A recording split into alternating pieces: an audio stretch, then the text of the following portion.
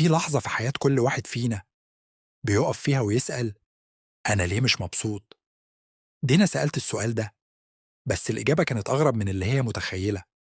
بداية القصة في يوم عادي في البنك، الجو هادي والشغل ماشي كالمعتاد، لكن دينا كانت حاسة بحاجة مختلفة.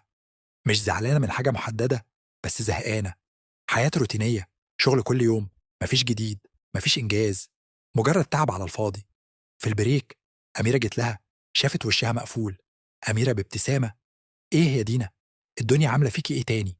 دينا بتنهيدة: حاسة إني تعبانة كل يوم وبرجع البيت فاضية، وأكتر حاجة مضايقاني إني مش حاسة بأي سعادة.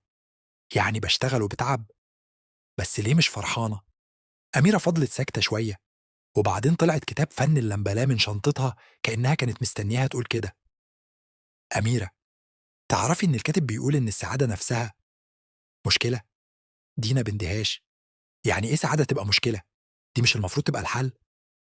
أميرة: لأ، السعادة مش معناها إنِّك تعيشي من غير مشاكل، السعادة هي إنِّك تختاري المشاكل اللي بتستاهل تعبِك. أميرة كمّلت وقالت: يعني مثلًا واحد بيحب التصوير، لكن علشان يبقى شاطر لازم يصحى بدري، يلِف كتير، ويتعلّم برامج صعبة. هل ده معناه إنه مش سعيد؟ بالعكس، هو اختار التعب ده لإنه مرتبط بحاجة بيحبها.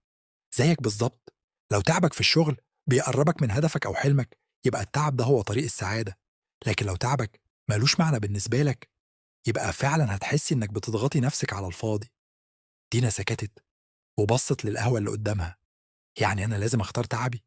أميرة: أيوه، بدل ما تهربي من التعب اسألي نفسِك التعب ده بيخدم إيه؟ لو بيقرّبِك من حاجة تستاهل، يبقى ده مش وجع، ده طريق. دينا فهمت إن السؤال مش إزاي أعيش من غير مشاكل، لكن أنهي مشكلة أعيش علشانها؟ وأنت كمان يا صاحبي الجميل، إيه التعب اللي في حياتك؟ هل هو رايح بيك لمكان أنت عايزه، والّا مجرد دوران في نفس الدايرة؟ قُل لي في الكومنتات أنهي مشكلة أنت مستعد تتحمّلها لإنّك شايف إن فيها معنى. ويالّا بينا يا صاحبي الجميل، استناني في الحلقة الجاية لمّا دينا تكتشف إن الإحساس إنها مميزة كان بيحبطها أكتر ما بيساعدها.